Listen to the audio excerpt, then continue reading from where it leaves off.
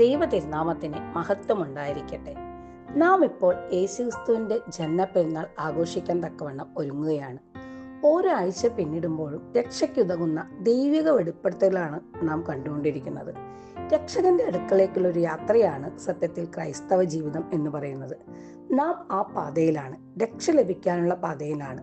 നാം എല്ലാവരും രക്ഷാകര വഴിയിൽ വിശ്വസിച്ച് യേശുക്രിസ്തുവിനെ വിശ്വസിച്ച് ഏറ്റുപറഞ്ഞ് രക്ഷ തേടി രക്ഷകന്റെ അടുക്കിലേക്ക് യാത്ര ചെയ്യുകയാണ്.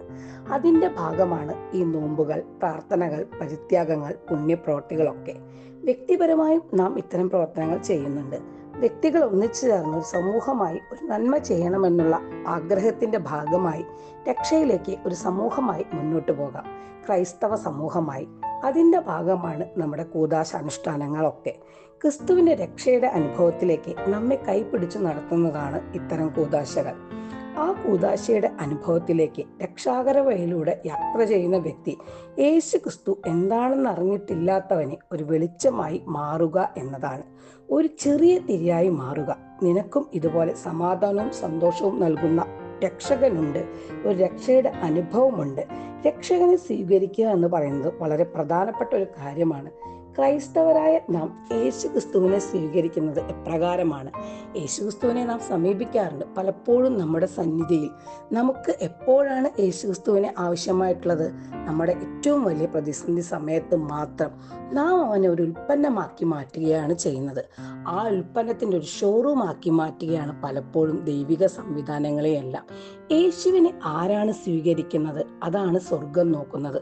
നാം കേൾക്കുന്നുണ്ട്, പ്രാർത്ഥിക്കുന്നുണ്ട്, കാര്യങ്ങൾ സാധിച്ചെടുക്കുന്നുണ്ട്. ആരാണ് യേശുക്രിസ്തുവിനെ ഹൃദയത്തിൽ സ്വീകരിക്കുക? രക്ഷയുടെ യാത്രയിൽ നാം പോകുമ്പോൾ രക്ഷകന്റെ അടുത്തെത്തണം. രക്ഷ വേണ്ടവർ മാത്രമേ പോവുകയുള്ളൂ. പ്രത്യേകിച്ച് രക്ഷ വേണ്ടാത്തവർ പോകത്തില്ല.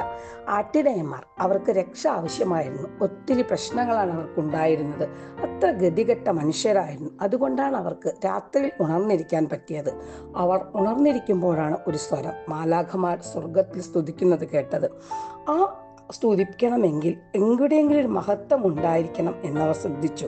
അത്യുന്നതങ്ങളിൽ ദൈവത്തിന് മഹത്വം, ഭൂമിയിൽ ദൈവകൃപ ലഭിച്ചവർക്ക് സമാധാനം. ആർക്കാണ് ഈ ദൈവകൃപ ലഭിച്ചത്? ആർക്കാണ് സമാധാനം ലഭിക്കുക? എപ്പോഴാണ് അവർ ആ സ്വരം ശ്രദ്ധിക്കുക? ഭൂമിയിൽ ഒരു രക്ഷകൻ ജനിച്ചിരിക്കുന്നു, അവർക്ക് സന്തോഷമായി, അവരുടെ പ്രശ്നങ്ങൾക്ക് ശാശ്വത പരിഹാരമായി എന്നവർ ചിന്തിച്ചു. അതിനുവേണ്ടി അവർ യാത്ര ആരംഭിച്ചു. എപ്പോഴാണ് അവർക്ക് അത് കാണാൻ പറ്റുക? അതിനുള്ള ഒരുക്കത്തിൻ്റെ ഒരു യാത്രയിലൂടെ അവർ യാത്ര ചെയ്യുകയാണ്.